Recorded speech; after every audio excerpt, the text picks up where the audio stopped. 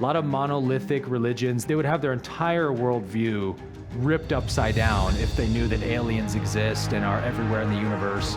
All the UFOs we see in our skies are positively polarized extraterrestrials. These beings are sort of godlike compared to us, and they were teaching the Egyptians how to use the technology of sacred geometry and light and energy and sound to open consciousness and to extend the human lifespan. In my 20s, when I was really depressed, I didn't understand the nature of life, the universe, why am I here? And the Law of One was just like, hey buddy, here's how it really works. There's only God's power, and I have no power apart from God. And so any moment I'm stressed, worried, afraid, I clearly need to surrender something to God. Our higher selves right now are on the other side of the veil, watching us and observing us and bringing synchronicities to us that help our path in the right direction. One of the biggest teachings or gifts that the universe has given me to give to the world in this lifetime as my form of service is the Law of One came from a group of extraterrestrial researchers in the 1980s who were getting really interested in the UFO phenomenon that was really picking up back then. Lots and lots of UFO activity, UFO sightings, abductions. And they were like, hey, let's figure this thing out. And they had the really bright idea of saying like, hey, if we really want to understand these beings who are here from other worlds, we should probably get a lot more interested in their philosophy and spirituality than just their technology. And so they thought we can probably establish some kind of communication through the art of channeling.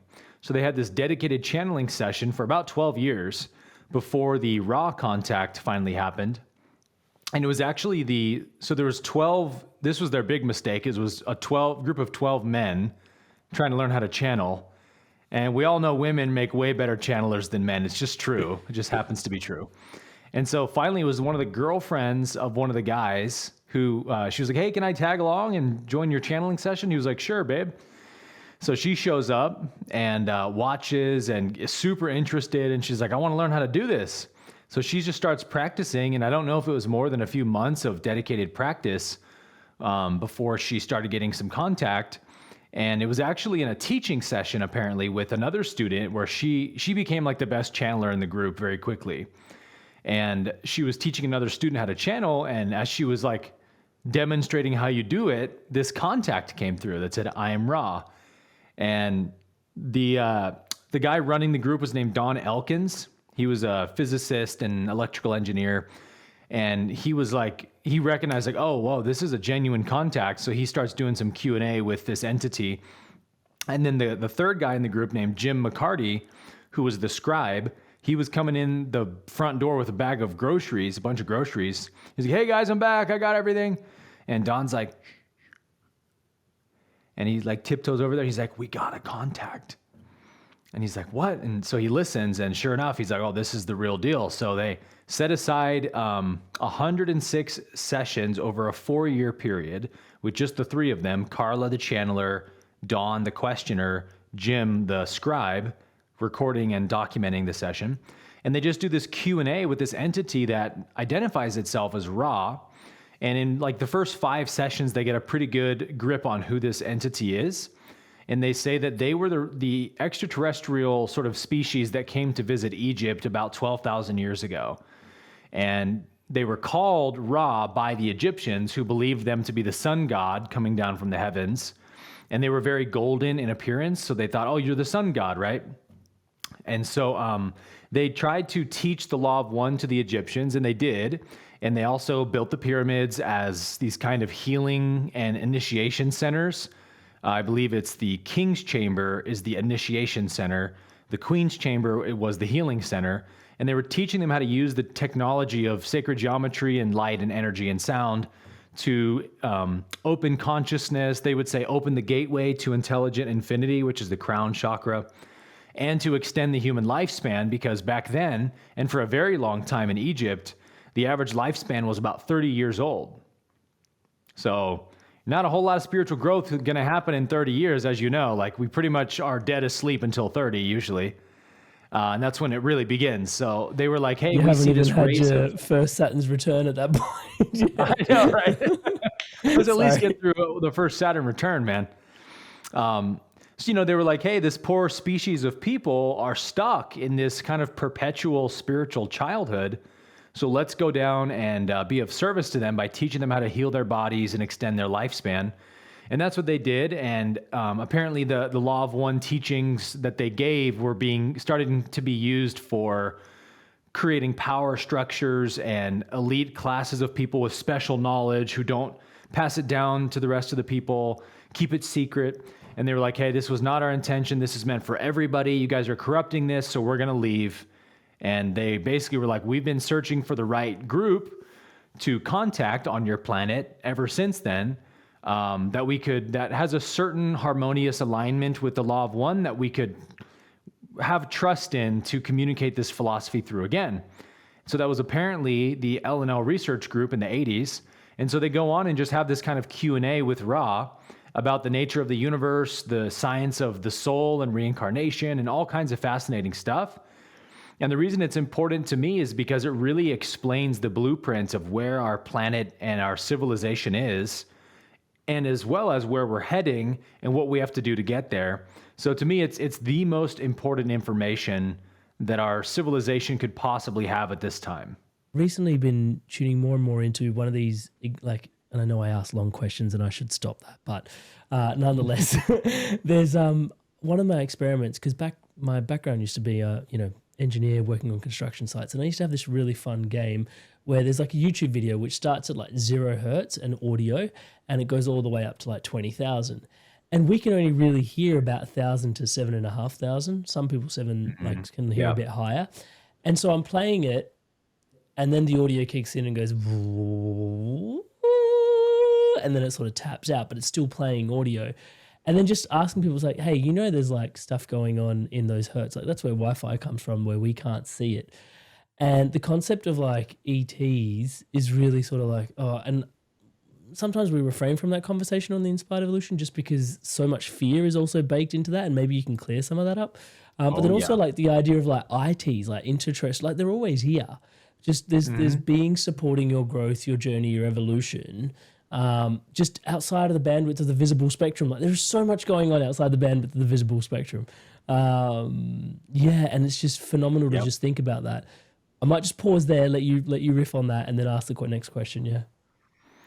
Yeah, well, this gets into the concept of the densities, which explains how extraterrestrials can phase in and out of visibility from our reference frame, because just like the sound spectrum, the Hertz frequency spectrum, where we can only hear a small slice of the pie, the visible light spectrum is even greater than that. Like we're seeing a very small piece of the pie.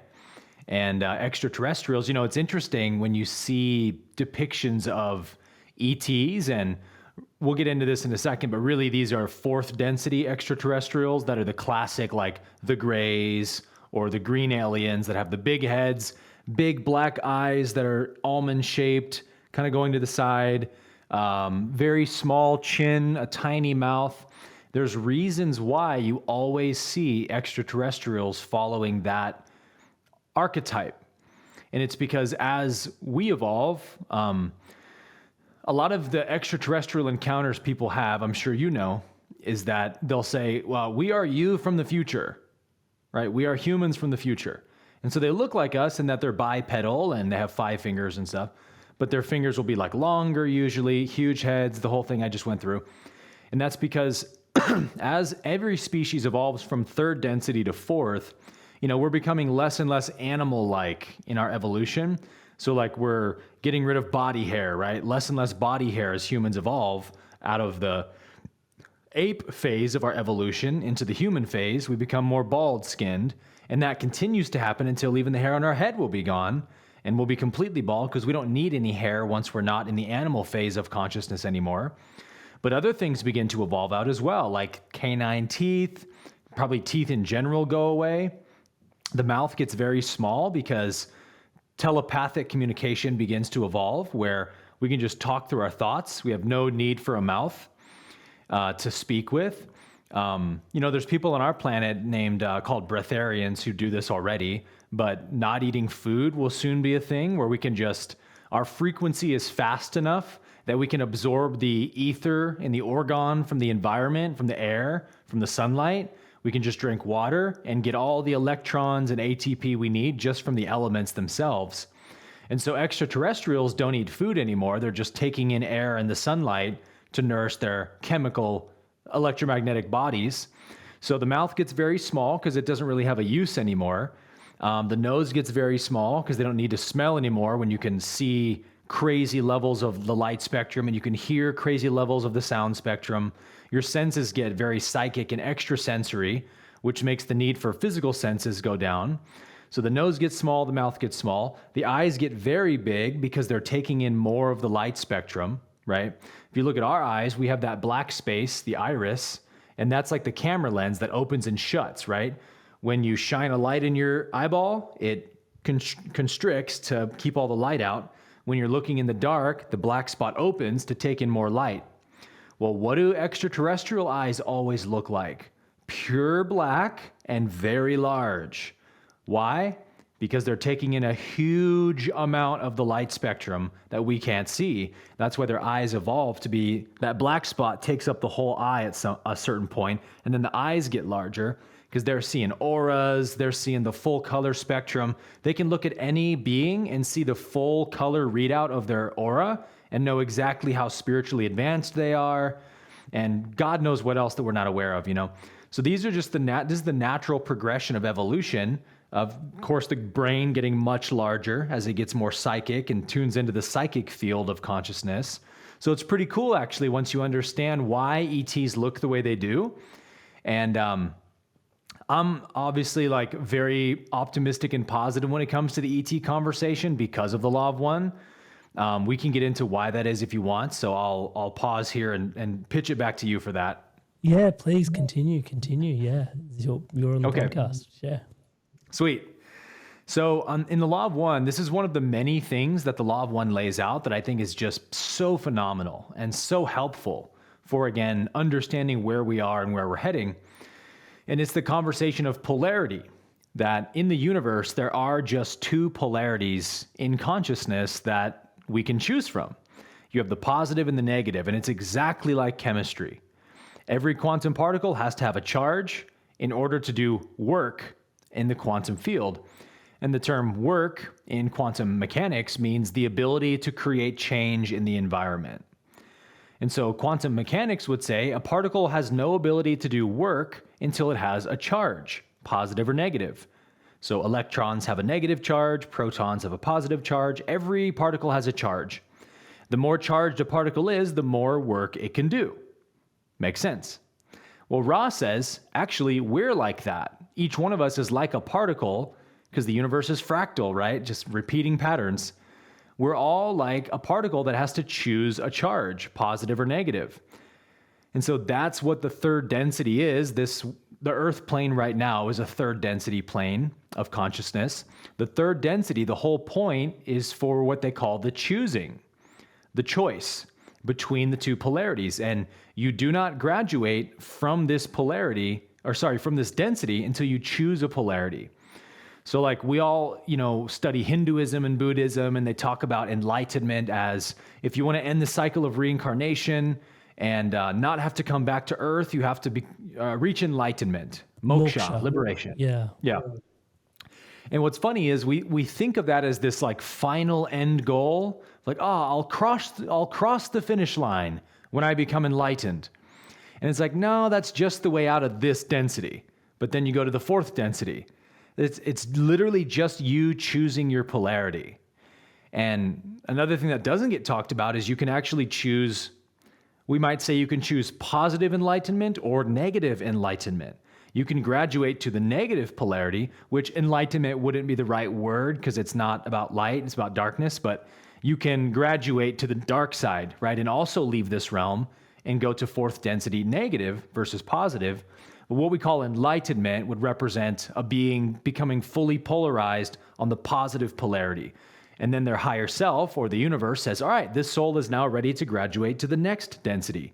And they take that enlightenment with them to begin a new plane of existence called the fourth density. And that's the density that extraterrestrials live on, fourth density or higher.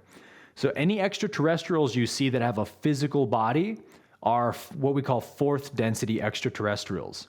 So to back up and talk about the densities for people who don't know what that means, the densities correlate to the chakras. There are 7 densities in the universe, just like there are 7 chakras in our body, or 7 colors on the color wheel, 7 notes on the musical scale. It's that pattern of 7, that kind of sacred number of 7. Hey there, guys. Hopefully you're loving this conversation with Aaron. Just before we send you back to today's conversation, I'd just love to take a quick moment of your time to ask for a special favor and request. Please hit subscribe to the channel. The entire channel you're witnessing, you're participating in, you're a part of here is empowered by your subscription. It's you that powers this channel along. Please take a moment to hit subscribe. Thank you so much in advance. Back to the episode. So every density correlates to the chakras in your body. So 3rd density is the solar plexus. And the solar plexus we know is like the ego chakra, right? That's really where the ego comes fully online. When you have those lower 3 chakras, red, orange, and yellow, I call them the lower triad. That's what makes up the ego. And mankind is right now trying to move our consciousness up from the solar plexus to the heart, right? To the 4th energy center, which is the density of love and understanding, where, in 3rd density, that's the ego density, where we think we're separate from each other, and we fight, we war, we abuse, we murder, we genocide each other. And this constant strife and tension happens in 3rd density, because the soul, the consciousness, is learning how to be an individual self in time and space. So we have to overcome our fear. We have to learn the laws of the universe. We have to learn how to work together. It's basically it's kind of like kindergarten for consciousness, where we're learning our ABCs, right? All is one, duh. Everything is light, duh. These things are super obvious, and yet humans really struggle to learn them. We're like in kindergarten, right? So at a certain point, we start learning the lessons of love and oneness. We learn to forgive everyone, to not judge anyone. Even the worst tyrants on earth, we do not judge. We say, you be on your path. You are also serving the Creator in your own unique way. We need contrast in the universe, so somebody's got to play the villain, right? So that there can be heroes and light as well. So it's all contrast. Everything is valid. I don't judge. That's how we get into the heart and reach enlightenment, which then allows our soul, once this lifetime is over, to be eligible to graduate to the 4th density. And so 4th density beings would be like extraterrestrials who are all enlightened beings. Enlightenment would be like the normal baseline level of consciousness there. They wouldn't have a word for it, just like we don't have a word for normal human consciousness. We just call it being a human, right? It's not like extraordinary to us, but self-awareness to an animal is a huge leap. When you talk to your dog looks up at you like, I have no idea what you're saying. You're on some other plane of consciousness, man. I'm just an animal with some instincts. I don't know what the fuck you're talking about. Well, that's also how we would feel trying to talk to a 4th density extraterrestrial that has psychic communication. They can paralyze your body with their mind, which they often do. In a lot of encounter stories, people say, I couldn't move, I couldn't speak.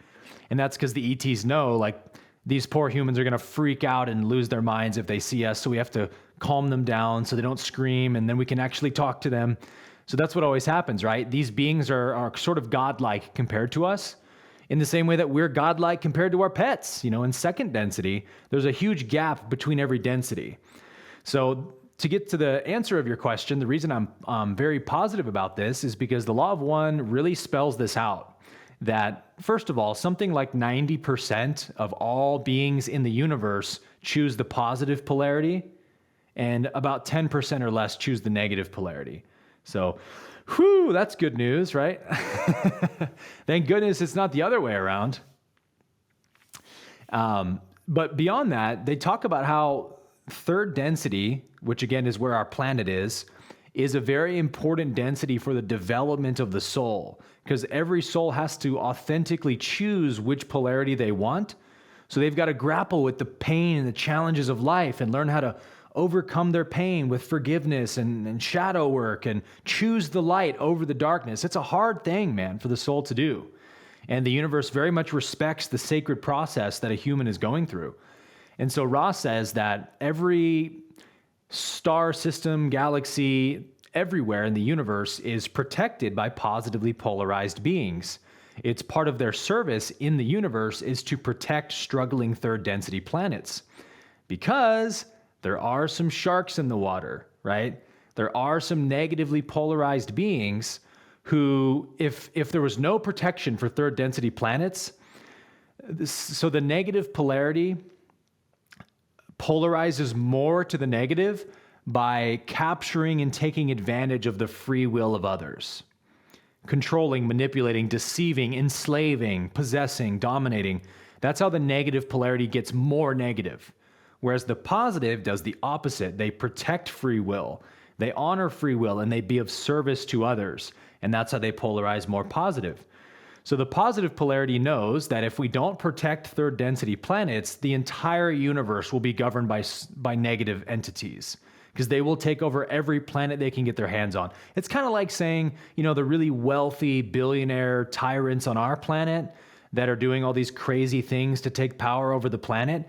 It's like saying, if we leave a bunch of money out for them to grab, they're not going to take it, right? Of course they are. That's what they do, right? You'd be a moron to think they wouldn't take it. So the positive polarity doesn't even play with the negative like that. They're like, we already know y'all are going to enslave every planet you can get your hands on. So we're just going to go ahead and put a little bubble of protection around every planet. And the positive polarity being that it is in alignment with the true nature of the universe, which is oneness, has much more power than the negative polarity, like infinite more power. But the thing is, the positive polarity is humble and kind and reverent towards all beings, and they understand that the negative also plays an important role. The negative is a good catalyst in the universe, and it's there for a reason. It's not to be snuffed out of existence or something, but to certain limits, right? So they're not going to let the negative polarity just roam free in the universe and take over every planet. But they also do give the negative polarity some room to have influence, because that's also needed. So it's called the quarantine, is what they call it. And it's essentially an energetic bubble of protection around every third density planet that prevents negative entities from coming onto the planet physically. Now, negative entities can send thought forms, and they can communicate to the planet in thought, and you better believe they do, a whole lot. But they can't come here openly, because if they could, they would have landed on the front lawn of the White House a long time ago and demonstrated their great power and their great technology. And they would have said, if you serve us, we'll give you this power. We will give you this technology. And humanity would have been like, you're God, we'll do whatever you say. And we would have been enslaved by them, right? So that's the reason they haven't done that, is because of the quarantine that Ra puts around the planet.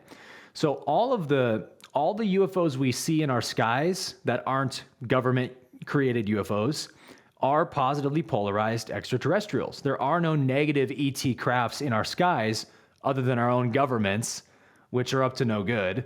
That's the real thing we should fear, if anything. But we're in this kind of acclimation phase with ETs, where they are letting us see their presence. They are encountering people more and more to kind of test the waters. This is apparently something ETs do a lot of, is they will routinely encounter people through either just encounters or abductions or whatever to see how humans respond. Because the positive polarity cannot infringe on free will, or it loses polarity. So there's a very delicate balance. They have to make sure that our free will is fully on board before they contact us openly. Otherwise, it would be seen as a kind of karmic infringement, and they would lose their polarity. So they would lower in their polarity. And so there's this delicate dance going on where they're trying to let us know, like, hey, we're here. We mean no harm. You see us floating around in your skies every day? Obviously, if we had bad intentions, we'd probably have done something by now. So it's kind of like the way that our biologists approach, animals in the wild for a photo shoot or something. Like they make sure the animal sees them. They'll chill for a long time. They'll look non-threatening, and they'll inch a little bit closer to get those shots. Eventually, the animal goes, they mean no harm. I don't care. They can hang out. And then the photographers can get up close and get all the cool shots. That's what ETs are doing with humans. They're hanging out in our skies, contacting us, bit by bit and seeing how close we're getting to welcoming them onto our planet. And I think we're probably quite a ways away from our planet openly welcoming them. But there is a large group of people like you and I and our listeners right now who are in that state of like, please come down and hang out with us. Please, let's talk. We want to learn from you guys. But it does need to be a planetary consensus of probably like 51% or more of people genuinely wanting contact with ETs. And, we still live under a pretty religious planet, right? A lot of Muslims, a lot of Christians, a lot of Jews, a lot of monolithic religions that would have their entire worldview ripped upside down if they knew that aliens exist and are everywhere in the universe. Then Christians are like, did Jesus die for your sins on your planet? And it gets really confusing, So they know that, and they don't want to like disturb the delicate balance of religion on the planet. They want to let it evolve naturally. So I think that's kind of a big hang up for them as well. So, I mean, we're in a very interesting time because they're clearly here and they're kind of like, hello, we'll just be up here until you're ready for us. And as somebody who's passionate about this, like you and I are, it can be frustrating sometimes. It's like, could y'all catch up already? Because we could be talking to aliens if it wasn't for you guys, It's interesting as well because it also implies that our ability to see more and more is that we're actually shifting, more and more of us are collectively probably shifting into the fourth dimension. And I'm realizing we're talking about the dimensions, but we haven't actually, you've alluded to it a little bit, but maybe it's worth in this podcast us going all the way from 1 to 7 and you can unpack that for us. And then the oneness. I'm really excited to hear that from you from 1 to 70. If you can just give us doesn't have to be a full parabola, but just a synopsis on that. And the positive thing I just wanted to sort of highlight before I dove into that, I know I asked long questions, was just quickly, just the fact that you mentioned that it was like 90% positive and 10%, towards the dark, and also reflecting that as within, so without. That is so heartening to hear as well, that, our natures as well are also then therefore 90% positive and, protected. And then there's, that 10%. That's just, I just wanted to make sure that was communicated. And please, the dimensions, probably if that could be really useful to hear, because there's some really interesting things about the third dimension we can unpack from there. Yeah, I'll give you the quick breakdown of it. So densities and dimensions are two different measurement systems. So dimensions refer to levels of awareness, we might say. So we have the third dimension, which is length, height, width, right? 3 dimensions. We often say the fourth dimension is time, which is true. Being a 3D, like a body, a 3D character in time and space, that being in time is the fourth dimension, a linear expression of past, present, future. That's fourth dimension. Fifth dimension is when we kind of transcend time and gain that higher viewpoint of things.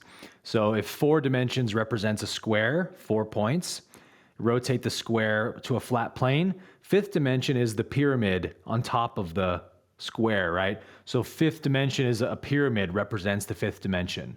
You're on that upper viewpoint looking down, you can see the whole plane, right? You can see everything. That's like the awareness of oneness, the awareness of unity and whatnot. So that's why everyone says, we got to go 5D, we got to go 5D. I mean, we got to get out of the 4D and move up to where we have that heavenly perspective of life.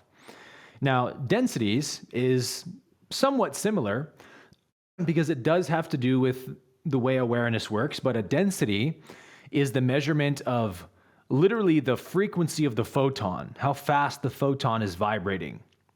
And you talked about hertz a minute ago. It's kind of like that. If I have one photon right here that vibrates 100 times a second, and I have a photon over here that vibrates 1,000,000 times a second, this photon has a lot more density of light, or it's creating more density of light because it's vibrating way faster. So we know that light is information. The more information is present, the more ability consciousness has to express itself. So the densities are really a model that shows you the ability consciousness has to express itself. So the first density of consciousness correlates to the root chakra, the first chakra, and that's the density of pure beingness, which is the 4 elements: earth, water, fire, air, and you could say space. Consciousness has to spend billions of years in the 4 elements The supernova happens, the gas and dust coalesces, forms a planet, and then water forms on the planet. The elements interact, magma, earth, water, air, wind, and eventually a planet solidifies, an ocean forms, and then life begins to evolve in that ocean. That takes billions of years. That consciousness is just in the first density, just kind of experiencing what it's like to be in space-time, in the 3D space-time realm. And then eventually consciousness moves to the second density, which is growth and movement. And that correlates to the second chakra, the sacral. And that's like any life form that can move around in the environment. So everything from insects, animals, microbial life. Some people say plants might be second density, could be first or second. But that's the idea, is like being an organism that now has to survive in an environment. Whereas first density is just the environment, right? No organism yet. Second density is organism in the environment. Third density is then when consciousness has developed enough to do that amazing thing where it flips in on itself and becomes an object to itself, and it knows, I exist, I am.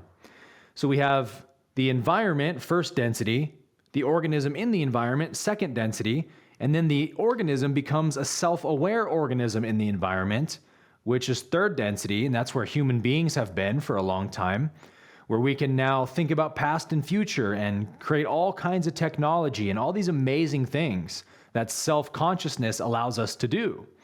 But there also are a lot of shadows, right? Which I spoke of earlier. The division, the separation, the anger, the war, the genocide, all the horrible atrocities we see are a result of the human ego. So we have to transcend the ego and integrate it by moving our consciousness into the heart, which is fourth density. And so that's when the photon is now vibrating fast enough that it's able to perceive a new layer of reality, which is, yes, I'm over here and you're over there, but that doesn't mean we're separate fundamentally. We're made of the same stuff. We come from the same source. We have the same needs. Really, we're much more one than we are separate. And now consciousness develops love, unconditional love for other beings, and realizes, hey, we're all in this thing together. And if we work together, we have a way more harmonious experience than when we fight and duke it out against each other. That's a higher level of intelligence. So it takes a faster photon to see that, right? It's a higher frequency of consciousness.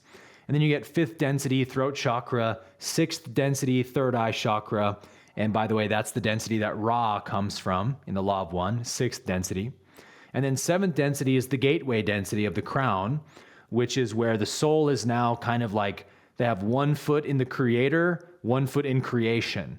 And they're still kind of being of service and helping creation while they're in the process of merging back with God. It's kind of like the reverse of a birth, this absorption back into source. So that's the difference between densities and dimensions. Density really refers to the speed of the photon, which allows consciousness more expression. There's a really interesting thing that negative, I don't want to say beings or energies don't actually make it to 7D. They sort of get, there's a self-correction mechanism at 6D. Is that correct? On the negative? Yeah. Like there's a, like when you transcend and you get to like 6D, I heard you sharing that, yeah, we sort of, the positive, like the negative can make it to 6D. The positive can make it to 6D as well. But the negative almost can't like penetrate into that 7D space. It has this self-correction mechanism that it goes through, right? Yeah. Well, if you think about it, how would a negatively polarized entity ever merge back with the creator? If they believe in separation. If they believe they're separate from the creator, they can't merge with the creator. So all beings that finish their entire soul cycle in the universe through seventh density have to be positively polarized to be aware of the oneness of themselves with their creator to merge back with the creator. So you're right. And it's right at the midpoint of sixth density is apparently as far as the negative polarity can progress, because we have to remember that the polarities are perfect opposites of each other. So if the positive polarity represents the true nature of the universe, the true nature of the creator, which is oneness, unconditional love, then to create an opposite polarity, to give contrast, that polarity must serve to represent everything the creator is not. So we have one polarity that it perfectly expresses who God is, one polarity that perfectly expresses who God is not, and that's the negative. And so Ra actually calls the negative polarity the path of that which is not, or the path of illusion. And so although it serves a purpose, it's not a mistake by any means. It was meant to be the shadow, the inversion of the positive, so that it can give contrast to understand the positive. But nevertheless, if the positive is eternal, the negative has to be finite, right? So the negative polarity does have to have an ending point somewhere, because the positive polarity doesn't have an ending point. It's infinite.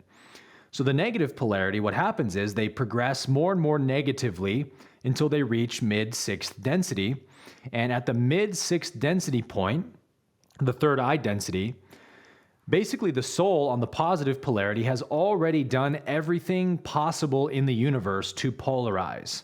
They have been of service in every imaginable way, in every magnitude they could possibly be of service, and they can't gain any more positive charge in the universe.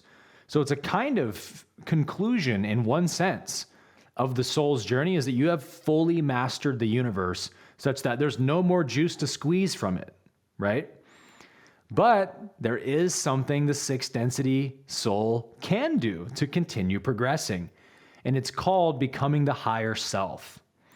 And at this point, what the soul does is it turns back in time now that it's mastered the whole universe and come into full alignment with the entire universe. There's no more polarity to be gained. Now the soul turns back in time and serves as a guide to all of its past lifetimes.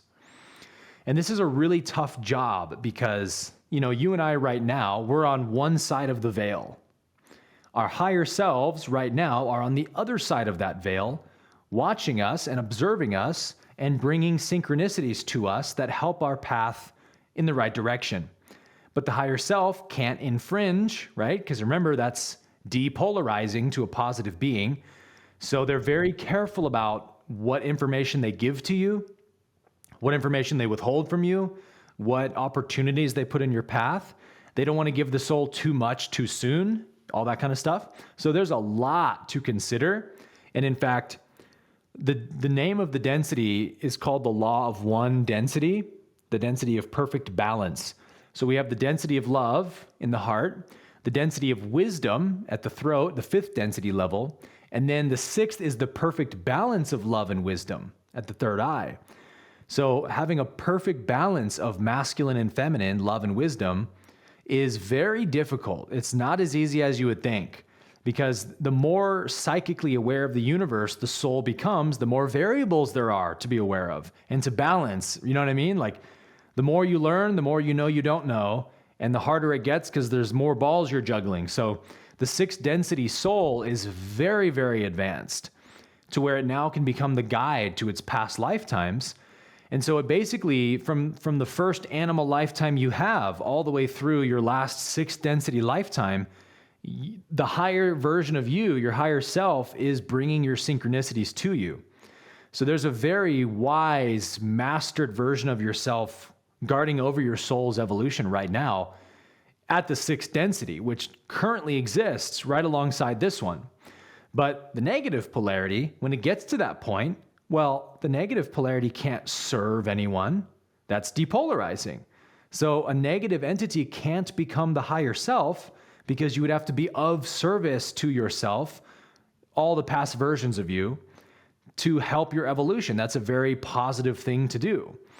So the negative polarity entity basically runs into a brick wall at mid-sixth density and says, I've gained all the negative charge I can gain in the universe. I've enslaved every possible being I could enslave. I've experienced every form of mastery and domination there is to be had, every form of control. I've done it all. I've enslaved entire planets, and now I can't go any further. So Ra says eventually, after probably beating their head against that brick wall a little bit, they just concede and say, okay, the path of light is the true path. And they reverse polarity to the positive to continue their evolution. Hey there, guys. Quick question from Amrit. I just wanted to tune in with you guys and check, what are you taking away from this 7D, 7 density conversation with Aaron? This has been really profound for me. I've taken away a lot of things. I'd love to hear from you. What are your insights? Share them in the comments section below. Thank you so much for unpacking that, brother. And I think at this particular point, I do really want to get into positive and negative polarities, and because I think that really is where the rubber of your work hits the road in so many ways. But also, just before we move into that space, 3D, this really interesting thing, you've mentioned it, the veil, and, you know, let's label the veil of forgetfulness. It's really interesting because, and I don't want to answer your answer for you, but it blew me away following your work that we have had previous versions of 3D where potentially we haven't had the veil of forgetfulness, and there are certain things that it affords us. And I think it's really important to understand that. And again, I ask long questions, but pardon me for just 1 second. I have to say this particular insight, which I'm inviting you to share with us, has been so healing for me to recognize without, just taking an interesting turn in the conversation. My best friend's one of my best friend's partner took her life about 2 years ago. And that was really heavy to sit with, just for everyone in our local community. But nonetheless, like hearing you share about the veil of forgetfulness, something shifted for me profoundly in that space, brother. So just wanted to honor you for that teaching and sharing, and just invite you to share on. I'm blessed to hear it, man. That's why I love the work that I do, because to me, the Law of One gave me the same kind of satisfying answers that my soul was longing for in my 20s when I was really depressed. I didn't understand the nature of life, the universe. Why am I here? Why would God put me through such a tormenting escape room like this? This isn't fair, blah, blah, blah. And the Law of One was just like, hey, buddy, come sit on my lap. Let me tell you about the universe you live in.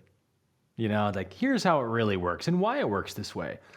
And it was almost like reading it, Amrit. It was like reading it, and my soul was protesting all of the victim stories about what's not fair. But why did I get not to remember my past lives? It's so unfair. Like, why do you block our memory? And the Law of One was like, well, let me tell you why we do that, and explain to me why it works that way. And I'm like, oh shit, that's actually a really genius design. Like, I just never saw it that way. And this is why I love the Law of One, is because a deep conviction in my heart, and one that I teach on every day, is that we live in a perfect universe. We already live in the kingdom of heaven. We live in the most perfect possible universe that could ever exist. Like, try swallowing that pill for a minute, right? And not only that, you are a perfect being living in a perfect universe right now already. You're not getting to be, you're not arriving, you're already a perfect being, and Ra stresses that. But so it's helpful to see and understand why it's a perfect universe. Because people will say, well, come on, that's BS. There's no way it's a perfect universe, because really immoral things happen, right? Really unjust things. People die, people are killed. That's not fair. Clearly, we're not living in a perfect universe. But that's actually evidence for why it is a perfect universe. Because rule number one, none of us would argue with this. You can't have a perfect universe if the beings living in the universe have no free will to do what they want to do. And forget about what free will does or doesn't exist. Like, forget that argument for a minute. We at least would want the feeling or appearance like we have free will. None of us want to be an automaton on a railroad track just following orders, right? No one would say that's a perfect universe. So free will is paramount.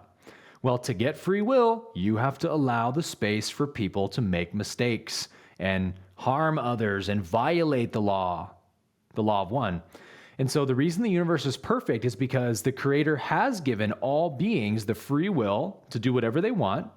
And yeah, you can absolutely violate universal laws. You can. You have the free will. But what you don't have is the free will to avoid the consequences of violating those laws. And that's why it's perfect. And so we see a murderer murder someone and say, what a huge mistake the universe made. That shouldn't have happened, etc., etc. But what we don't see are the universal laws back of that action that are accumulating around the person who did the murder. The person who gets murdered, number one, most likely entered a soul contract where they chose to experience being murdered to make up for something in their past lives that they did. That's a huge reason why a lot of souls choose that experience is, hey, I killed somebody in my past life.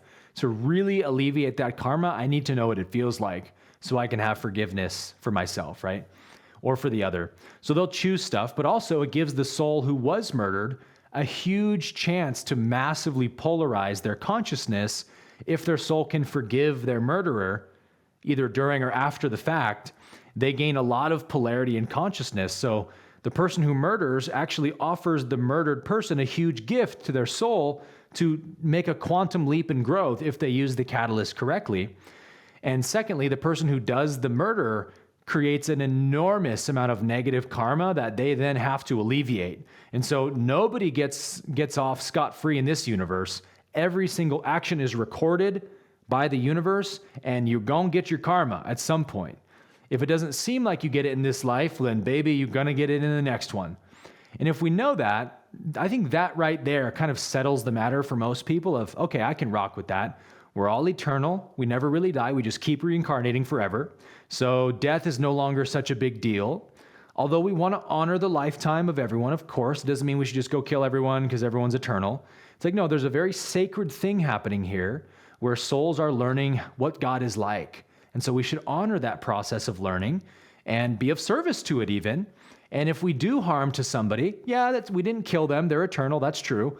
But you got to bear a huge consequence now. You're going to have some tough lifetimes ahead of you. So like when you know that doing harm to anyone always comes back on you, like to attack another is really to attack myself, then it puts the impetus on everyone to be kind and righteous, right? So the burden of proof is always on you in this universe. So that's also why it's perfect. But to get further into this, the veil of forgetting is super important because when a soul incarnates into a third density planet like ours, again, the whole purpose is that choosing. Every soul needs to make a choice. Which polarity do you want to be for the rest of your evolution, essentially? And so that choice has to be very authentic and organic. The creator does not want the choosing to be infringed upon in any way. And so if we could remember our past lives, and this was what once happened, by the way, maybe many universes ago, I don't know, but in the past, sometime, there were third density planets without a veil. And what happened is everybody could remember their past lives and every single mistake they made and every single consequence they suffered for those mistakes. And so basically, moral choices only happen out of fear of repeating the consequences. And they don't happen out of a genuine change of the heart of, I don't want to not harm people because I'm afraid of the consequences. I want to not harm people because I love them and I see them as one with me, right? That's evolution. And so to get that organic evolution, the logos has to cover the veil over our eyes so we don't remember our past lives, so we don't get all the information of the mistakes I've made to bias my decisions, right? The source wants your heart chakra to turn on, right? And genuinely be active so you can graduate. And not just like, well, I don't want to suffer anymore, so let me just do no harm. But like, I don't see these people as one with me. I'm not truly loving everyone I see. So it's not a real transformation if you're just afraid of repeating past karma. So the veil is important for that reason because it ensures that everybody gets a fully organic choice here, where you just get to deal with and grapple with this realm, and that's it. Just the dark and the light in this realm. You're going to taste the darkness, you're going to taste the light over and over and over for probably dozens of lifetimes until your soul finally says, you know what? I choose the light. I enjoy the light, and I'm willing to do what it takes to become like the light. Or perhaps I like the darkness. I want to be more like the darkness. Either way, you keep getting spit back onto this planet until you choose a polarity. And you know, Amrit, because I grew up Christian, I find it interesting that there's a passage where Jesus said, I wish that you were either hot or cold, and I would drink you. But because you are lukewarm, I will spit you out of my mouth. Jesus said that. And I'm like, that's definitely an allusion to the science of graduation, that every soul has to be either hot or cold. But if you're lukewarm, Ra calls that the sinkhole of indifference. It's It's like you haven't really chosen the light, you haven't really chosen the darkness, you're just waffling back and forth, lifetime after lifetime, in the cesspool of suffering over and over. It's like that suffering we experience here in the human realm is meant to drive us to one or the other polarity, because you stop suffering when you choose a polarity. We all know why you stop suffering when you choose the positive polarity, because you love everything, you heal everything, it's all God, right? But you also stop suffering to a large extent when you graduate to the negative polarity, because what the negative being does is the opposite of the positive. Versus instead of turning the heart chakra on, they try to shut it completely off. So the negative being tries to become completely dead to the universe, to where they feel no compassion, no empathy at all for anybody. Only the love of self, and everyone else in this universe is just a pawn on my chessboard. No compassion, nothing. And so you don't suffer anymore because you have nobody to suffer over. You don't care about anyone, you don't care about anything. They still struggle with, or not struggle with, but they experience great anger, the negative polarity does, because anger is like a very weaponizable energy to the negative polarity. But it's not an anger that's suffering, it's an anger they're using to control and to conquer. So really there's not egoic suffering like we experience in this realm on the negative or the positive polarity. It's literally a result of not having chosen a polarity yet. Yeah, the depth at which the free will is something that is beyond sacred. It's like this sort of linchpin of the entire experience that then sort of facilitates our It is the evolution. linchpin. Well Yeah, said. yeah, and then that is just okay. At this particular juncture, we're talking about negative and positive, and that can mean so many things, and it can just expand and expand and expand and expand, and yet there's a big reason why you're on the podcast. Our values are oneness, growth, and service. And Yes, so, with having you here, the opportunity to sort of, well, I'll frame the question this way. Maybe we can start a little bit around Neem Karoli Baba and what his work means to you, and just sort of the positive and the negative from that place. Yeah. Neem Karoli Baba, man, my favorite person to talk about. Yeah, so the terms positive and negative, first of all, are not value judgments on like positive good, negative bad. It's positive refers to that which is radiating, expanding, right? Outward moving. And negative refers to that which is contracting, absorbing, magnetic. So you have positive electro, negative magnetism, right? Those are the two polarities. So the Ra calls the polarities the service to others path and the service to self path, because the positive negative polarity, that's like the chemistry way of describing, the scientific way of describing the polarities. The philosophical way of describing the polarities is service to others or service to self. And that can also be confusing for some people, because they're like, well, it can't be positive to just always serve others and never serve yourself, can it? And of course not, right? The service to others path doesn't mean you don't serve yourself and only serve others. It means your modus operandi is always to be of service to others, because as I bless others, I bless myself. As I serve others, I serve myself. By offering freedom, I am free. By withholding freedom, I am bound. So I serve others as my way of being. But yes, I must take care of myself to be of service. If I'm sick and overweight and depressed and destitute, I can't serve anybody. So you always have to serve yourself. And Ra says, technically, all service is service to self. Because when you bless somebody else, like on the positive polarity, giving and receiving are always simultaneous. So when I do something kind for you, Amrit, I also gain positive polarity myself. Right? So I gain spiritual charge, evolution, by serving you. So it's not like you win and I lose when I serve you. It's when I serve you, you win and I win. We all win together on the positive polarity. On the negative polarity, it's the opposite, right? You serve yourself at the cost of everybody else. And in fact, the negative polarity cannot become more negative unless their action benefits themselves at the cost of someone else. Any action which is mutually beneficial would not be polarizing to the negative. It has to be all to the self. So service to self, the negative polarity, references that everything you do is about helping yourself to the detriment of everyone else. In fact, you're taking from others, you're taking their life force, you're taking their energy, their free will away to give power to yourself. And that's why when you study like demonic cults, Freemasonry, Illuminati, it's always about drinking the blood of innocents. It's always about killing innocents. It's always about taking the life force from innocence. That's how they polarize more negatively. So that's the philosophical approach to the two polarities. Yeah, that's really helpful to know. And the key thing in there I find is, the concept of service and how deep it runs.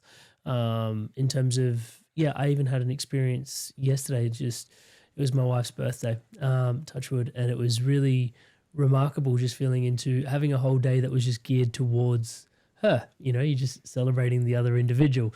And and at the end of the day, it was, we just sat down and we were just chatting. At the end of the day, we do our gratitude sort of practice. And then and we were chatting, and I was just like, I got so much out of today. And it was just all about you. And she was like, what? And I was like, yeah, it was.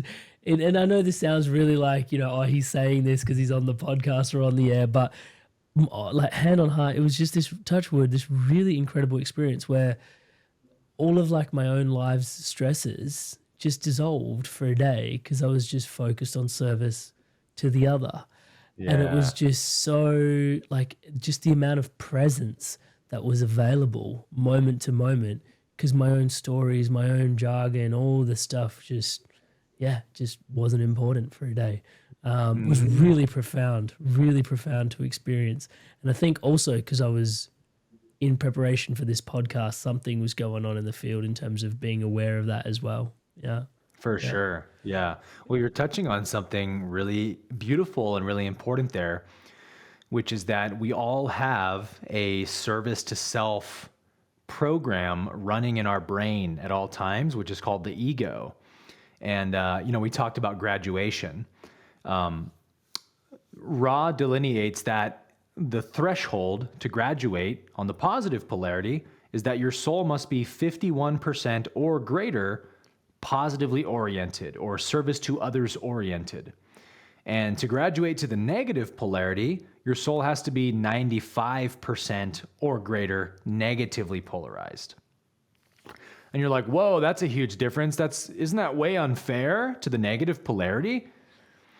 And it would be unfair if it weren't for the fact that third density comes pre-packaged with what's called the ego, which is the service to self voice. If there wasn't an ego in third density, the service to self polarity would not exist in the universe, period. It begins with the ego. And where the positive being says, I'm going to transcend this ego, the negative being says, I'm going to expand this ego. I'm going to make it godlike, right? So we have an engine driving us towards the negative polarity called the ego, where it's always all about me, my needs matter most, the world revolves around me, and we're always thinking about ourselves 95% of the time. And so to move towards enlightenment is to take that ego off the pedestal of your mind and say, you know what? Others are just as important as I am. So let me be at least as concerned with the needs of others as I am with myself. It's not that I shouldn't be concerned with my needs. I also matter. I'm also equally valid, but I shouldn't be more important than everybody else. And it just happens to be that the best way to do that is to sometimes just say, let me live my life for a while as if the needs of others matter way more than my needs. Because I'm kind of overcompensating for the fact that I've lived 30 years totally self-centered.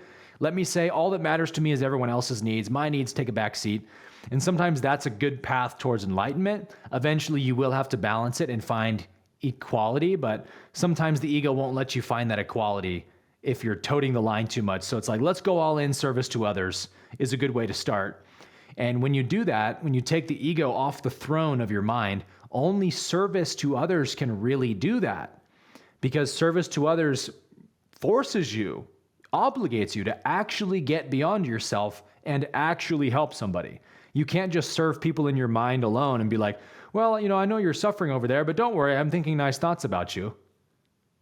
It's like, that's a cop-out. You have to actually go help them, bro. And to do that, you have to actually overcome your ego's propensity to be self-centered. So Neem Karoli Baba, this was his entire path to enlightenment. His devotees would always be like, Maharaji, please tell me, how do I achieve moksha liberation? And he would say, feed people. Well, come on, give me like the secret hack though, right? Like how much meditation, like what mantra should I repeat? And he's like, feed the poor. I know, I'll do that too, but like, come on, what's the one trick you used to get to enlightenment? And he's like, love everyone, tell the truth, feed people. Because that's literally it. Like just keep getting beyond your ego over and over to larger and larger degrees. And his other big one was always remember God, because that also takes your ego off the pedestal and puts God on the pedestal. But yeah, it's like this really isn't complicated.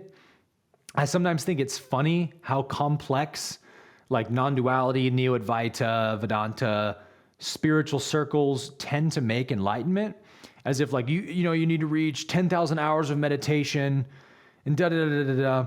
And it's not that all the techniques aren't effective or don't work somehow, but it's like, no, you literally just have to get beyond your own ego by being of service to others. Like just learn from your life lessons every single day. Pay attention to where life is showing you that you're being arrogant, you're being impatient, whatever the lesson is, like pay attention to the lessons and always serve everyone, always love everyone as if they're yourself. And it's such a polarizing practice to be of service because again, you benefit, you gain the joy, you feel the gratitude like you talked about with your wife. You feel really good when you serve others. And so there's a kind of magnetic pull to it that makes you want to keep being of service. And so the path to enlightenment is much quicker and more direct when you follow the service to others approach versus like, let me just sit alone in my room and meditate all the time. Like part of that's kind of a selfish intention of really, I don't want to have to get out in the world and bless people and serve people. That sounds exhausting. I don't have time for that. Can I just do it in my room, please? And that's just not how the positive polarity works. Hey, you're Inspired Tribe. I want to take a quick sec. I wanted to share something today with you that is really dear to my heart. And it's actually what keeps the entire ecosystem around the Inspired Evolution thriving, my one-on-one coaching. So it's basically coaching that helps you live a spiritually aligned life. I coach people from all different types of walks of life. These people are leaders and they're looking to have an incredible spiritual impact in the lives that they're leading for themselves and then also lead in alignment to their values. Now, you don't have to take my word for it. Here's a few people that have also transformed through my coaching, and here's what they have to say. Amrit is a fantastic coach. In a few sessions, he got to a depth that I'd only experienced before working with certain medicines. And he's gone through a lot of the struggles that you're probably facing. Then my corporate banking job wasn't really doing it. You feel like you're not making progress towards your goals. And Amrit's been a really strong, supportive figure in my journey. I'm more in control of myself. I'm kinder to myself. I actually have that vision and a purpose. I do feel like I'm a better version of myself already. Amazing energy. He was easy to talk to, which made me easy to trust him. Working with Amrit at 9 o'clock on a Saturday morning, and really I was bouncing out of bed. Whenever I get off the calls with Amrit, best money we've ever spent. I would not recommend him because I don't want everyone to know about him and then I won't be able to book him. If he gets too busy, I won't get my turn. I would say absolutely. There's no way you can work with Amrit for a period of time without being transformed. So if you're considering him as a coach, do not hesitate because you won't be disappointed. As you guys can see, there's a lot of people all over the world from all these different corners experiencing incredible transformations. I don't think, if I can say humbly myself, that there is anything quite like this somewhere else online. Most people that, have channels that, grow and grow and grow don't really focus on one-to-one offerings. I have just found that it is the most profound space where you can bring yourself in a private container and really just share what's going on for yourself. And if you want to book in for that call with me, touch base, it's www.amrit.coach/life. That's www.amrit.coach/LIFE. There is a link in the show notes below to book in that call. And yeah, if you want to take your journey further, if you want to dive in deeper and you really want to live a spiritually aligned life, if it's for you, please do check it out.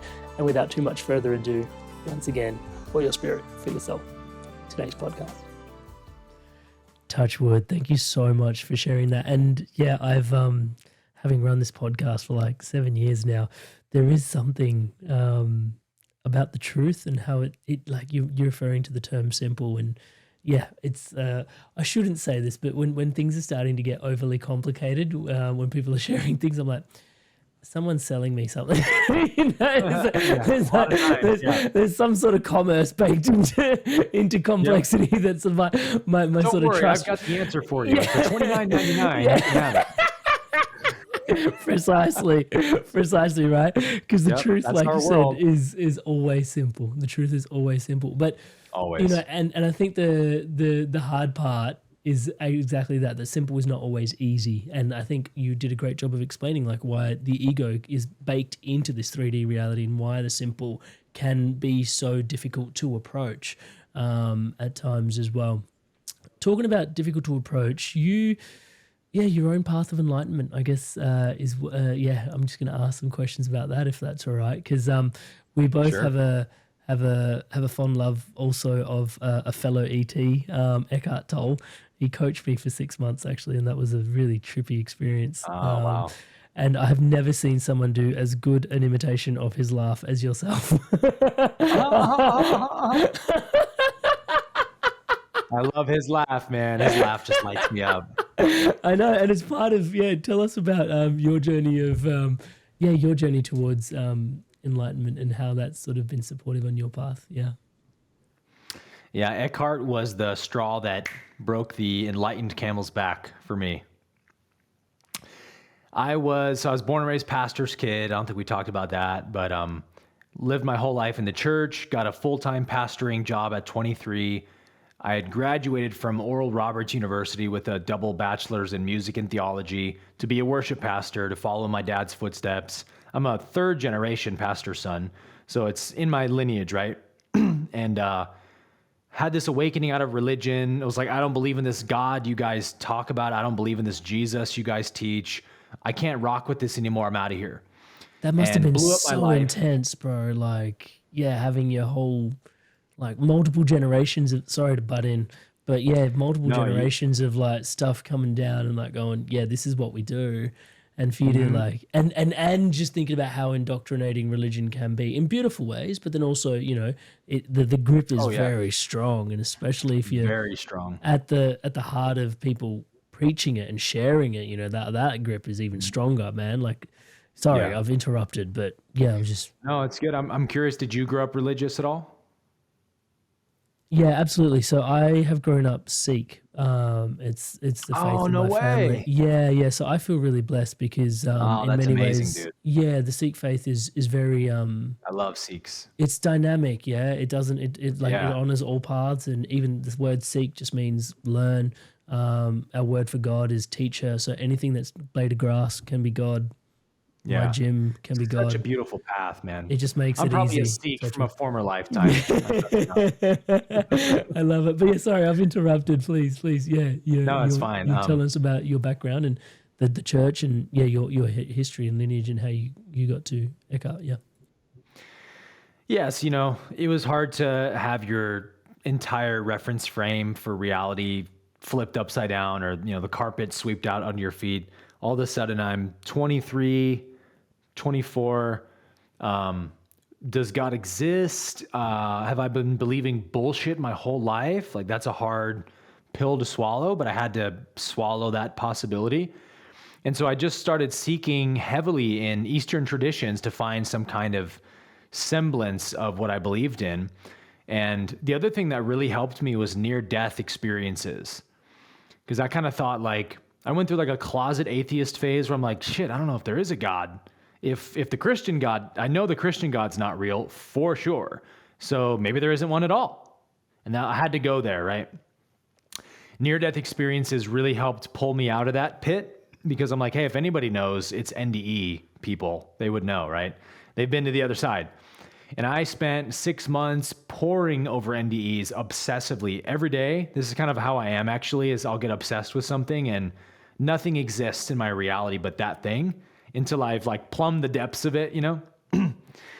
So I read and listened to no less than probably a few thousand NDEs. So I had like a huge database to go off of. And what absolutely struck me, and the reason I got pulled in and couldn't stop, is because I was like, no, this is too good to be true. Can it really be true? Is this really what happens when we die? I need to listen to a few hundred more. Maybe there's an anomaly I'm not seeing. And every NDE I listened to, it was almost the exact same thing. They're all unique, but they all have the same exact themes, which is consciousness leaving the body, observing the body from another plane of space, and then leaving the space-time realm to follow the light, going before the light, which is always felt as this unconditional love and non-judgment, having a life review and seeing every wrong thing you did to everyone you did it to and feeling it from their perspective, and then getting an opportunity to go back and make it right. And I'm just like, that's the best possible universe we could live in. You know, how much better could you draw it up? It's perfect, right? You get free will to make mistakes, but you do have to make up for those mistakes because God is perfect. And we're meant to become perfect as God is perfect. What a fun game God's playing. You know, I love it. So I was like, all right, okay, God exists. I'm in it. And I was into Buddhism, Hinduism, Taoism for 4 or 5 years, heavily obsessing over Enlightenment teachings. And that's when my dark night of the soul really happened, because I'd gotten divorced at 26, left my religion at 23, lost all my friends, all my family but my 2 parents and my sister completely, ostracized me from their life as a heretic. And to this day, don't talk to me. So I lost all my family, basically, all my friends, every single one of them without one single exception. Every single friend I had, gone. I'm all alone in the Bay Area, working at Google, no friends, no one, everyone thinks I'm a heretic, and I'm just trying to figure out what I believe. So all my demons came to a head at that time, right? Painful divorce, losing my faith in religion, and everyone, ostracizing me. So I was really, really depressed and just like battling with suicidal thoughts every day. I don't want to think these thoughts. Deep down, I don't feel like I believe this, but man, these thoughts are loud. That life is hopeless. What's the point? Just give it up already. There's no use in going on. And I was really trying to find healing from these thoughts, but I didn't know how to heal my mind at that time. So I just knew to keep reading and keep seeking, So I kept listening to Eckhart, Muji, Alan Watts, whoever I could listen to that would give me answers. Yeah. And so I developed this routine on my workday to go up to the balcony above my gym and listen to Eckhart Tolle while I ate my lunch on my lunch break. And this was the one time of the day where I really got some sense of peace, and I could just relax and watch the clouds and listen to Eckhart talk about the power of now and consciousness and all that. And one day, probably like 3 or 4 months into doing this, I was eating my lunch break, and there was a lecture I listened to where Eckhart was kind of making fun of common things the ego says to us, and then he was laughing at them. And so he would say something, there'd be a pause, and then he would laugh, and then the audience would laugh. And so it got to be funny, and I was laughing with the audio. And after like 3 or 4 of them, I started to really connect what he was saying with my own ego, being like, oh my God, he's nailing it. Like, that is exactly what my ego says. If his ego says that, and everybody laughing is obviously laughing because their ego says it, then my ego that I think is me, that's suffering, is just like a tape recorder on a loop. Yeah, it's not real. It's just like a voice in the head that's programmed to say certain things. And I was like, wow, there is no ego, huh? And I just kind of blipped into samadhi for 2 weeks, where I was just in that state of unbroken unity consciousness. It was like a curtain was lifted, and I was just permitted into another realm, and I stepped into it. And I was in that heavenly state for 2 weeks where everything was perfection, everything was bliss. I'm just in peace and joy and love all the time, totally connected. And I woke up 2 weeks to the day and turned on my phone when my alarm went off and looked at the date, and I was like, oh wow, it's been 2 weeks. It was on a Tuesday, I believe, so it was 2 Tuesdays later. I'm waking up, wow, it's been 2 weeks I'm in this state. And part of my mind had wondered, like, okay, how long is this really gonna last? Like this state of consciousness can't really last forever, can it? Surely the ego will come back at some point. But day number 6, wake up, bliss. Oh, still here. Day 9, bliss. Wow, still here. Day 11, wow, bliss. Still here. So on day 14, I'm like, well, damn, maybe I'm enlightened. And maybe that was it. Maybe the ego's not coming back. And that was the first egoic thought that came back. It was maybe I'm enlightened, right? I didn't catch it, man. Ego's crafty. It was like there's an I who's now claiming the enlightenment. Maybe I am enlightened. Versus like, no, this is just reality. I'm just seeing reality, finally. There's nothing special about it. I'm not special because this is just what's normal. You know what I mean? I didn't have that anymore. It was like, oh, I entered the special state. And so, of course, that's what kicked me out of it. And I started spiraling back down. And I immediately felt that day my ego coming back online and the same kind of old thought patterns and stories creeping back in. And I'm like, oh no, like I can hear my ego coming back. And interestingly enough, I found out that if I smoked cannabis, it would put me right back in that state, and the ego was dead when I'd get high. So I was just high all day, every day, like, please don't go, don't leave me, don't kick me out of heaven. And what's funny, in my book, the section is called Cast from Heaven, when I talk about this experience of unraveling back into the ego. And man, I'll tell you what, ego doesn't like being put out of business. Because when it comes back with a vengeance. And the way it came back was like, look at you. You were given a free sample of enlightenment and you couldn't digest it. How unworthy are you? You were granted entry into heaven and you were found unworthy and booted out of heaven, just like Satan. I'm like, yeah, I mean, that's all true. Like, how can I argue with that? Like I was kicked out of that state. So I felt this deep unworthiness. I felt this just like, I hate myself. How did I lose that? You idiot. You had it right in your hands and you let it slip out like a bar of soap. What a fool I was, So I really beat myself up for a long time and struggled with the guilt and self-deprecating thoughts. But what it did for me was it gave me 2 amazing blessings that have translated into me being able to teach the way I do today, which is the first blessing was it gave me irrevocable proof that liberation is absolutely real and attainable. And before that experience, I didn't have that conviction. I would read the Enlightenment texts and it always felt like some impossible feat, that only 1 or 2 beings every generation on Earth even get a chance at it. Enlightenment is really not possible. It's kind of like learning how to fly or something. It's like, you'll never do it. You can try, but you just won't do it. Most of us feel that way. Yeah. And it's important to overcome that because it's not impossible by any means. It's only that so few beings truly dare to go all the way that it is a rare thing because the ego's fears of enlightenment are very strong. But I got to see for a fact, I not only know it's available, I know exactly what it's like. And yep, it's everything it's cracked up to be. It just is, and more, and it's possible. So knowing it was possible and having tasted it gave me the confidence of like, I can figure out how to get back there again.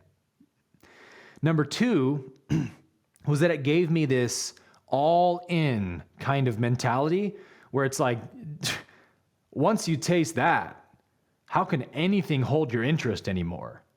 Like sex, drugs, rock and roll, boring, not interested, been there, done that. I'm going for the real prize, And that's how it felt to me, was like nothing is worth my time at all anymore. So I was a competitive bodybuilder on the national level. I was a full-time fitness model in San Francisco. I had some pretty good outward things going in terms of the vanity and the glamour that the ego wants. And I just walked out of my life after that experience. I quit my modeling gig, I quit bodybuilding, and I spent all my free time learning how to heal my mind and back engineer that state of consciousness. And that's when texts like A Course in Miracles landed on my lap, and the Law of One, which really set me on the right, straight and narrow path to understanding what it really takes to integrate that state of consciousness on a permanent level. It has to be this deep inner purification that you take yourself through. And so that's when I began doing the real work at that age, around 27, 28. And boy, has it been a beautiful adventure ever since. Oh man, I'd love to. Thank you so much for sharing yourself so deeply and openly, brother. It's profound feeling into just the insidious nature of the ego as well, and just how it just really loves to sort of it can be so callous. Yeah. I think at this particular juncture, asking you, what are some of those? Has you back engineered your process and your journey? What are some of the things that have that we can share with the listeners that are really supportive on the path? And I'm conscious, we are, there is a limit to today's conversation at some point, even though we are infinite. I wouldn't let you go today without talking about the importance of the nervous system as well. So maybe those two things are correlated in that particular question as you were back engineering your state, but maybe it wasn't. But I just, we'll throw that in there in case it is. Yeah. Yeah, certainly.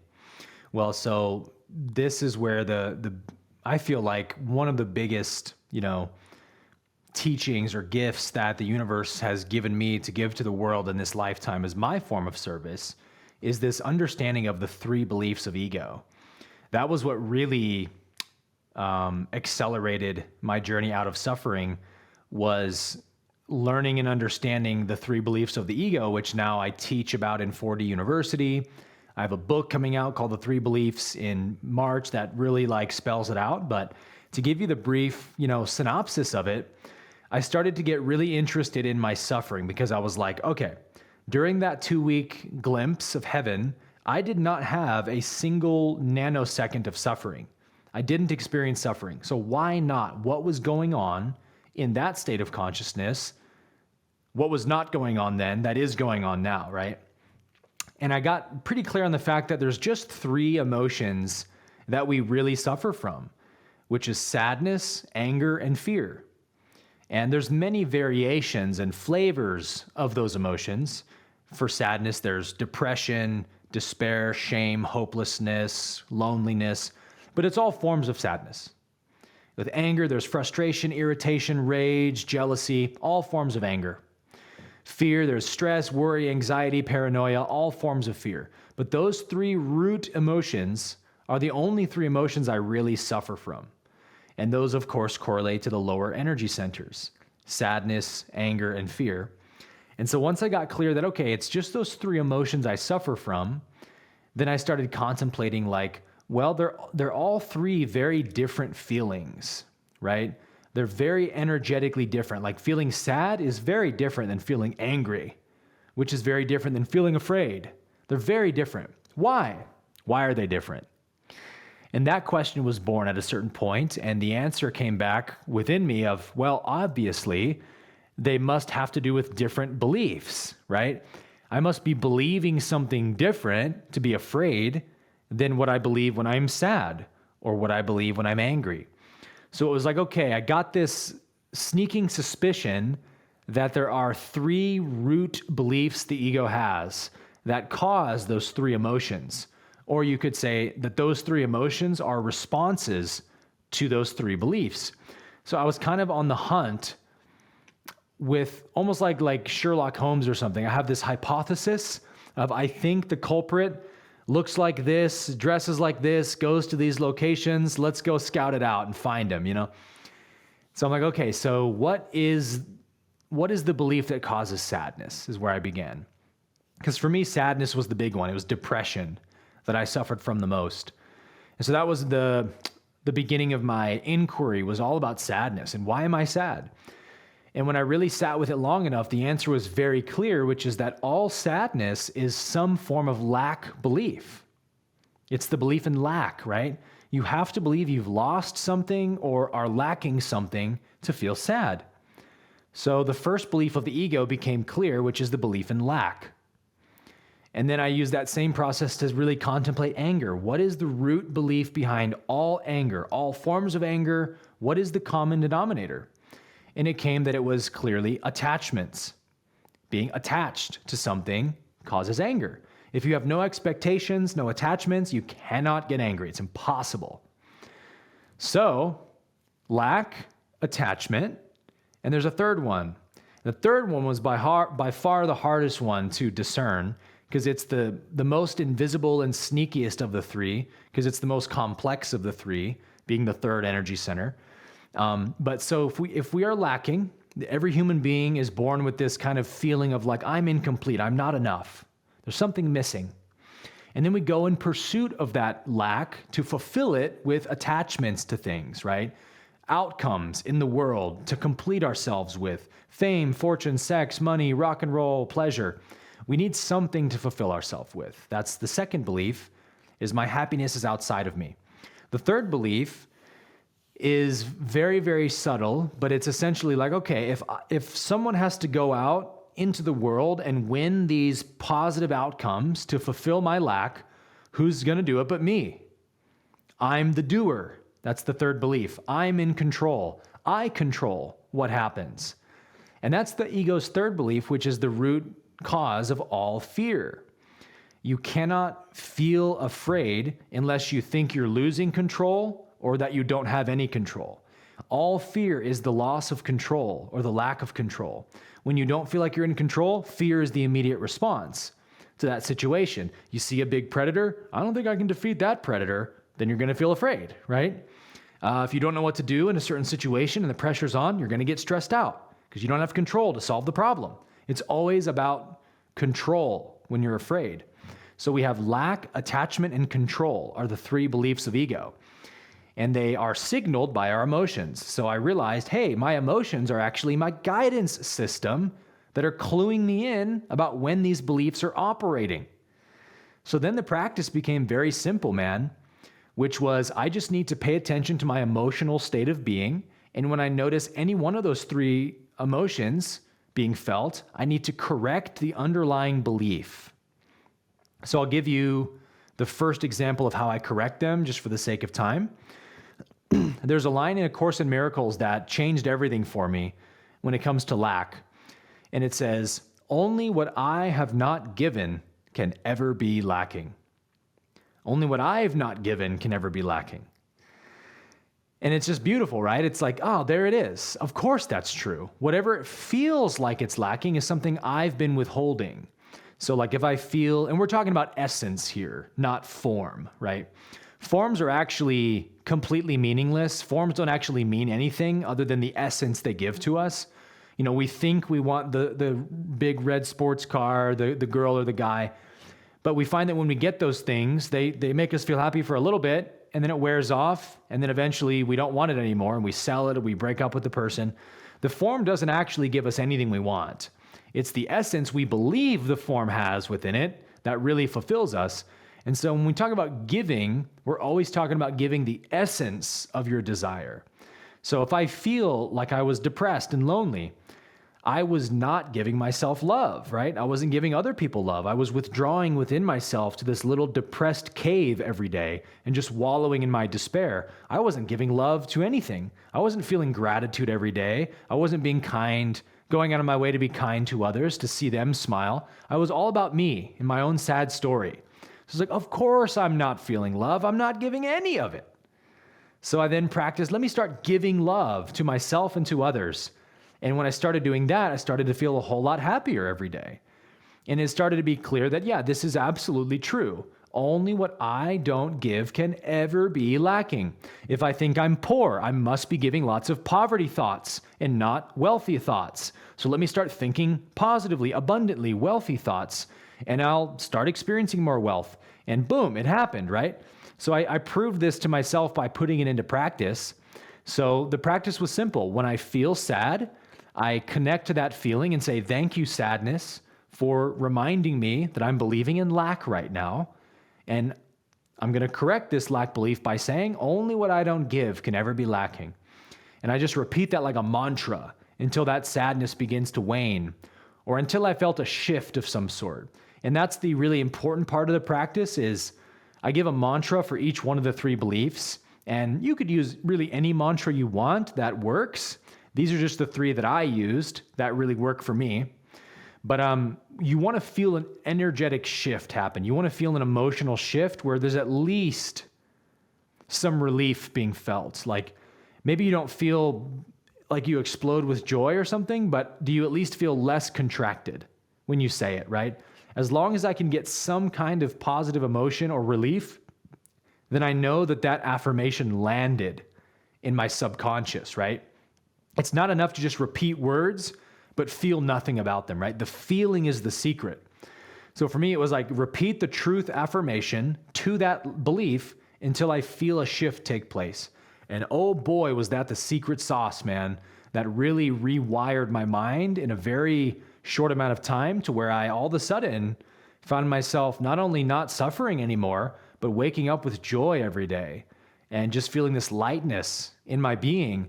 It was really just as a result of correcting diligently every single day for a year plus, correcting those 3 beliefs and just giving them as little room to roam around in my mind as possible. And so that's kind of what I do full time now, is I teach people how to do this process. Do you mind me asking, I'm feeling that each person should probably almost, it's encouraged to come up with their own mantra so that it seeps in all the way down to the depths of their being. But do you mind me asking what your mantras were for anger and for fear, for attachment and control as well? Sure, yeah. And I do have a couple that I'll switch back and forth from. I've found other ones throughout the years that I really like, you know. So initially for anger, when I feel anger, I know there's an attachment. And so the correction I would say to myself is, this outcome cannot give me anything I want. And I would just keep saying that. So firstly, it's when I'm angry, identify the outcome. What is the outcome I want right now? What outcome have I placed on a pedestal in my mind? I need to be right. I need to get my way, whatever it is. And I look at that outcome and I almost like looking it in the face in my mind's eye. And I say, this outcome cannot give me anything I want. Because I know that what I really want is just to be at peace, just peace of mind. That's all I ever really want. And if being right doesn't come with peace of mind, I don't want to be right. You know what I mean? If getting my way doesn't lead to peace and happiness, I don't want to get my way. I just want to be happy, whatever that means. And so happiness and peace are the byproduct of not being attached, right? So it's like this outcome clearly can't give me what I think I want because no attachment to an outcome can give me what I want. What I want is the essence inside myself to shine forth. And if I'm attached, I can't feel it. So this outcome is just an obstacle in my way. It's giving me nothing I truly want. And I would just remember that. And it would always feel really good to be like, oh, that's right. Outcomes have no salvation for me. So this outcome cannot give me what I want. The other variation I would say sometimes is, what I want is not an outcome. Kind of a different way of saying the same thing. So that's the second belief. I'll just Go quickly ahead. just jump in there before you. I just can't ignore the fact that right now in this conversation, I'm having like an aha moment. The Nice. inner peace, right? The inner peace, like, and people always say peace is within. And even as you're saying the word outcome, something out there coming in, Yeah. it's like outcome, and it's like outcome, and it's just out. I have to come out of myself. Pe- Go yeah, get it's like something out there. It's like, no, peace is within. And it's like, yeah, outcome is totally in this external non-salvation realm. Sorry, I just, Yeah, it's that's really unraveled. good, man. That was a good find right there. I like that. Sorry, I'll let you talk about control. Thank you. Yeah, so the third one's very simple. It's the belief in control. So whenever I'm afraid, stress, anxiety, paranoia, fear, worry, any emotion of fear, I realize that I'm clearly trying to control something, or I believe I have control over something, and that's a total fallacy. All power belongs to God. All control is in God's hands. Only the will of God is ever accomplished, and my personal will is just an illusion. You know, I'm not in control of anything. So I have to remember that when I get afraid or when fear arises. So for me, the original mantra that I used for a long time and still use is I'm not in control, I am being lived. I'm not in control, I am being lived. So it's a much more unity-based thought system to say, I'm not like me, the person, I'm not controlling life and bending life to my will and making things happen. No. I'm being lived by life. ooh, that's nice. Life is moving through me. It's the other way around. Life is the dancer and I'm the dance that's being danced. So that was the first one that I really loved. The other one I love is a little more philosophically driven, but the mantra is, two powers do not exist. I am resting in one power.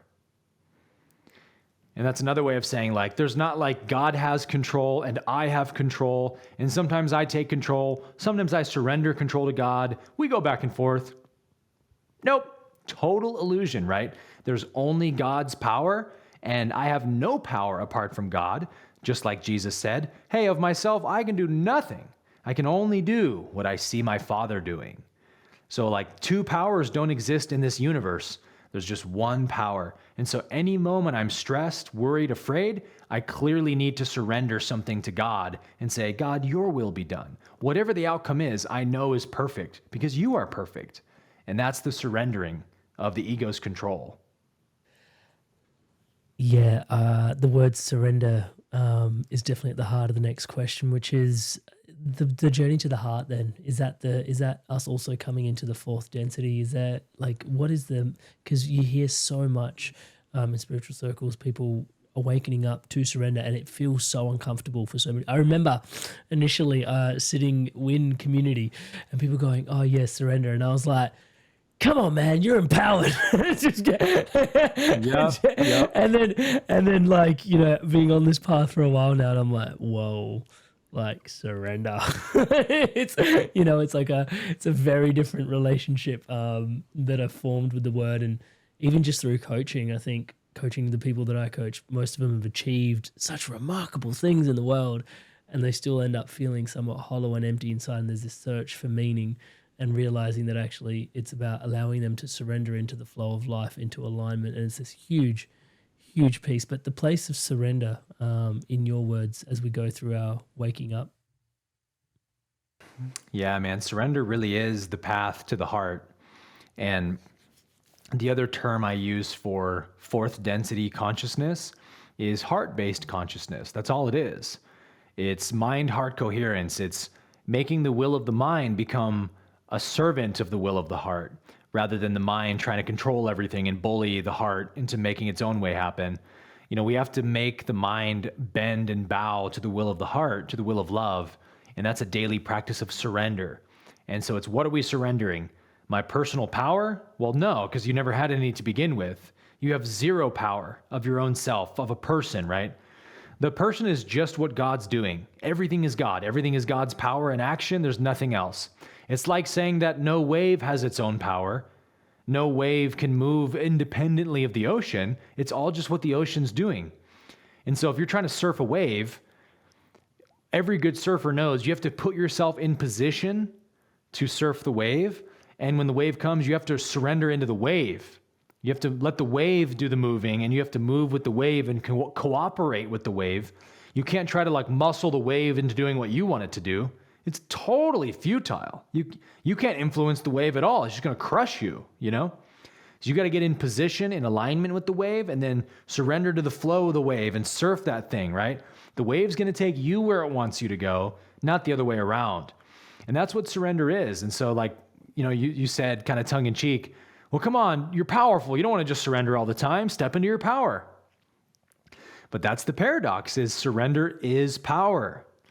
Because how are you going to harness the power of that wave, right? That 50-foot sweller coming your way? How are you going to harness that power? You're going to control it? You're going to overpower the wave, bro? No. You're going to freaking surrender to it, right? And in surrendering to it, you gain its power. You get to ride its frequency and move at its pace and its speed and velocity. You get to experience what it's like to be the wave when you surrender to the wave. And that's what we do with the universe, is we gain the universe's power when we get our tiny, puny little intellect out of the way that thinks it knows and thinks it has control. It doesn't have diddly squat, man. It just has the ability to recognize truth and get in alignment with truth. And truth, reality itself, does all the movement, all the actions in the universe.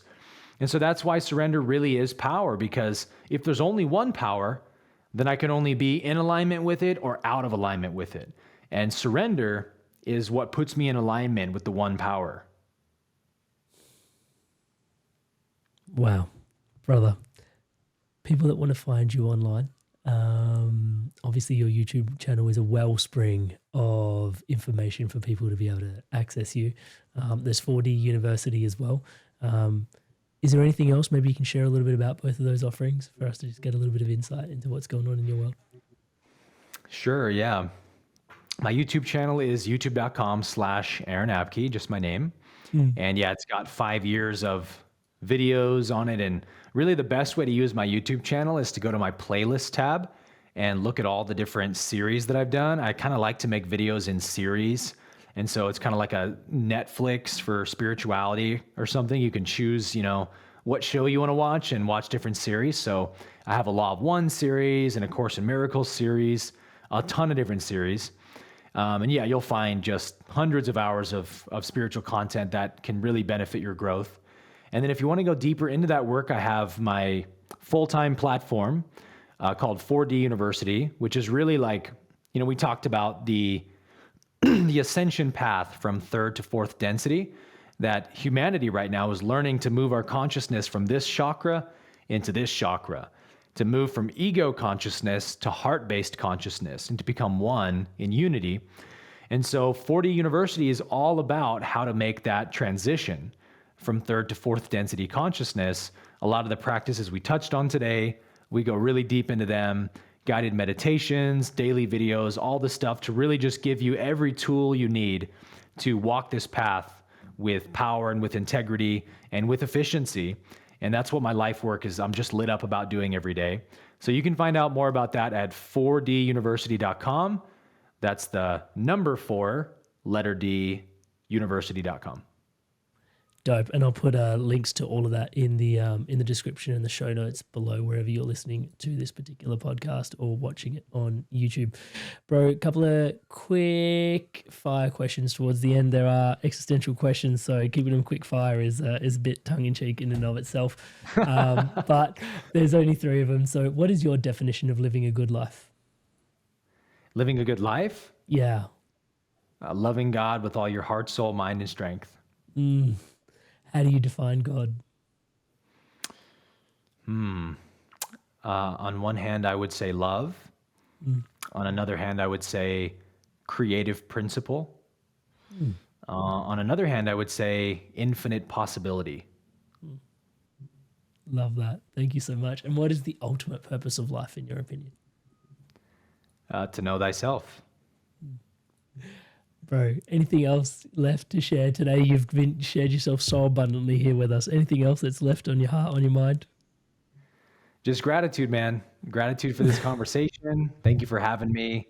Thank you to those who listened. Just grateful to be here with you, man.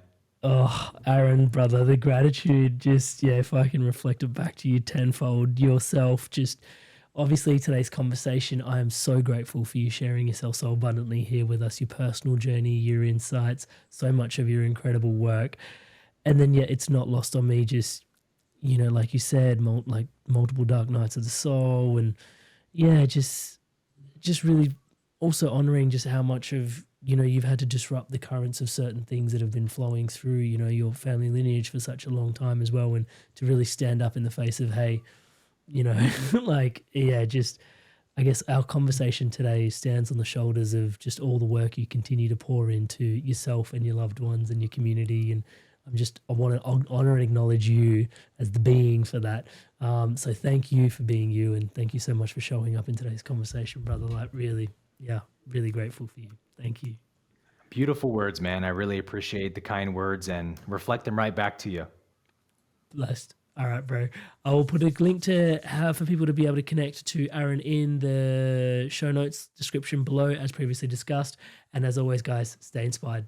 Keep evolving. Man! Wow, that man. was... Wow. Yeah, thank you. Thank you so much. You got right into all the juicy topics, man. I'm like, dude, literally you're picking all my like soft serve, out of the park, favorite topics to jam on. So excellent work, dude. Oh, bro, thank you so much. It was an absolute Yeah, it was an absolute pleasure. And it was just, I was having revelations through the podcast as well. I was getting goosebumps as you were sharing, like, amazing. your mantra for control, and the outcome thing was just like, I don't know if I articulated it correctly on the podcast, but it was just like, peace is over here, bro. You're trying to get something out there to come to you? Like, what the fuck? Like, it was just, that was huge. I never That was thought about it huge. like that, actually. That was a You cool just- thing to pull out. You just nutted it out, like it was just happening and I was like interrupting you, and I was like, don't interrupt. It was just like, but it was No, just it's happening in great. real time. Yeah, and I meant what I said as well about the veil of forgetfulness thing. I know I've got to let you go, but the veil of forgetfulness thing and the way that you described it, and also realizing that we've had previous worlds where we potentially didn't have the veil of forgetfulness. And just what that did for me in terms of, because the fear of death kicked in extra hard when I was like second on site for a friend's, like, his partner taking her life. Like, that was just, like, you felt it, like, it was really full on. It was really Makes it dense. real. Yeah. Oof, and just hearing you share that literally was just like, oh yeah, like, I've just forgotten my true nature, and it's all in service to this word evolution that is baked into the podcast as well. It was, yeah, man. So all that to say, man, I've showered you in gratitude, but seriously, yeah, man, really appreciate it. It means so much, dude. Really, it does. Really do. I never get tired of hearing people saying that they've benefited from something I've taught or shared. Like, it's the greatest reward that there is. Yeah, so my intention with this today is also just to get it out into the world so people can experience something similar, and continue to champion your work around the world. And thank you for giving me the opportunity to do that as well today, bro. So yeah, man. Alrighty, Inspired Soul, you've made it through to the end of another Inspired Evolution podcast.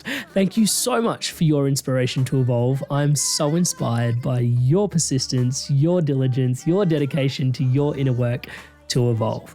On screen right now is an opportunity for you to continue your inspirations and to keep the evolution flowing. There are a couple of episodes on screen which are two personal favorites of mine, Robert Edward Grant and Robert J. Gilbert, both talking about ancient civilization, sacred geometry, not too dissimilar to some of the conversation we had here with Aaron today. As always, please don't forget to subscribe to the channel. It helps so much more than we can say. This entire channel is powered by your subscription. And I'll see you in the next one.